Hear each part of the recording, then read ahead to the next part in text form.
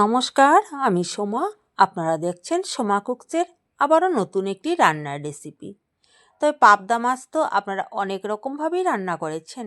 এইভাবে একবার রান্না করে খেয়ে দেখুন, বেশ ভালো লাগে খেতে। মাছগুলোকে আমি কেটে বেছে পরিষ্কার করে নিয়েছি। এবার মাছগুলোকে একটা বাটির মধ্যে নিয়ে নেব। নিয়ে ওর মধ্যে নুন হলুদ পরিমাণ মতো আমি মাখিয়ে নেব, কারণ বাটির মধ্যে মাখাতে সুবিধে হয়।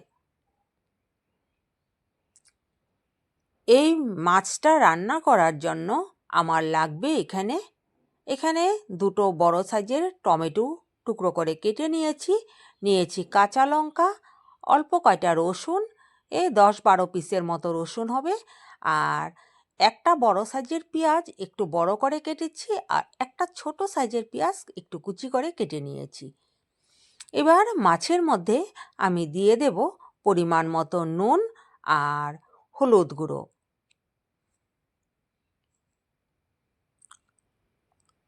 নুন হলুদটা আগে থেকে মাখিয়ে রাখলে কি হয়, মাছের টেস্টটা ভালো আসে। দিয়ে দেব 1 চামচ পরিমাণ কাশ্মীরি লঙ্কার গুঁড়ো।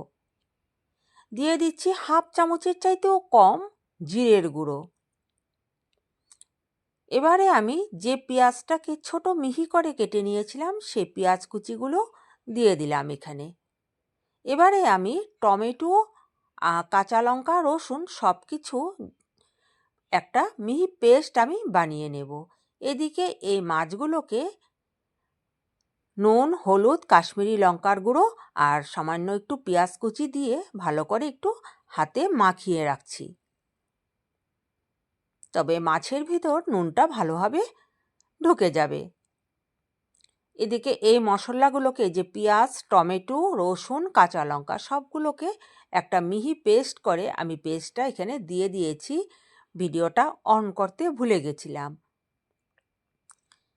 সব কিছু দিয়ে একটা চামচের সাহায্যে আমি একটু এটাকে মাখিয়ে নিচ্ছি,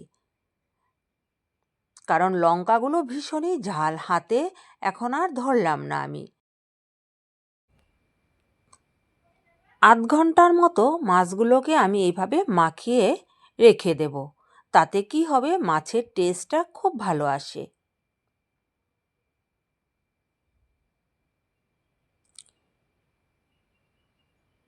এপাশে আমি একটা কড়াই বসিয়ে দিলাম। ঠিক আধ ঘন্টার পর আমি ফিরে এসেছি। এখানে একটা কড়াই বসিয়ে দিয়ে দিলাম সর্ষের তেল। তেলটা গরম হয়ে যাবার পর আমি এর মধ্যে দিয়ে দেব সামান্য কটা কালো জিরে ফোড়ন।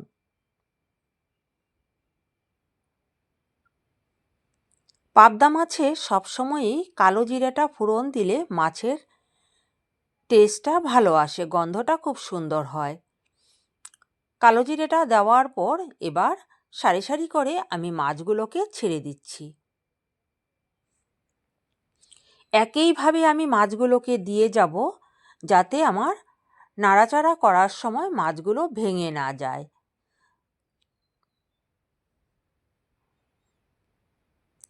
একই সারি সারি করে এইভাবে মাছগুলোকে দিয়ে দিলে মাছগুলো নাড়াচাড়া করতে কোনো অসুবিধে হয় না।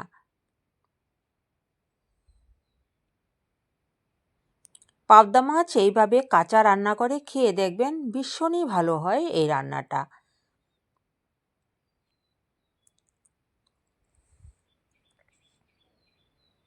সমস্ত মাছগুলোই আমার দেওয়া হয়ে গেছে। এবার যে মশলাগুলো ছিল বাটিতে সেই মশলাগুলোও আমি এখানে দিয়ে দেব।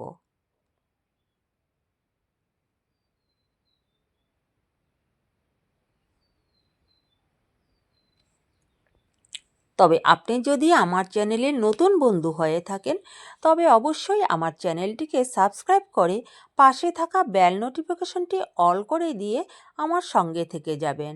তবে আমি যে কোনোই নিত্য নতুন ভিডিও ছাড়ব না কেন, সর্বপ্রথম আপনাদের কাছে পৌঁছে যাবে। কড়াইটা ধরে একটু নেড়ে দিলাম, যাতে উপর নিচ হয়ে ভালো করে মাছগুলো সেট হয়ে যায়।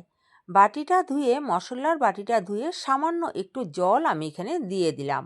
আমি কিন্তু এই রান্নাটায় বেশি জল ব্যবহার করব না। এটা একটু মাখা মাখা স্বাদের থাকবে, তবে এটা খেতে ভীষণ ভালো হয়। একটু খুন্তির সাহায্যে একদম নিচটা একটু নেড়ে দিচ্ছি যাতে নিচে লেগে না যায়।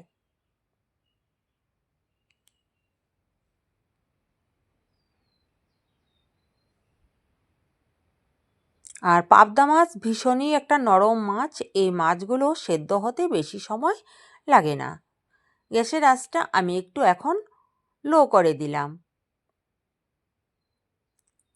বাস একটু সময় ফুটে উঠলেই আমার রান্নাটা রেডি হয়ে গেল। আপনারা চাইলে এর মধ্যে একটু ধনেপাতা দিতে পারেন। আমার হাতের কাছে এখন বর্তমানে ধনেপাতাটা ছিল না বলে আমি দিলাম না। এখানে একটু ধনেপাতা দিলেও বেশ ভালো লাগে। তবে আজকে আমার এই রান্নার রেসিপিটা কেমন লাগলো অবশ্যই কমেন্ট করে জানাবেন। আর এইভাবে কাঁচা পাবদা মাছ একবার হলেও রান্না করে খেয়ে দেখবেন, খুব টেস্টি হয় খেতে। তবে আজকের মতো এ পর্যন্তই। আপনারা সকলে ভালো থাকবেন, সুস্থ থাকবেন। আবারও নিয়ে আসবো অন্য কোনো দিন অন্যরকম রান্নার রেসিপি নিয়ে। ততক্ষণের জন্য বাই বাই।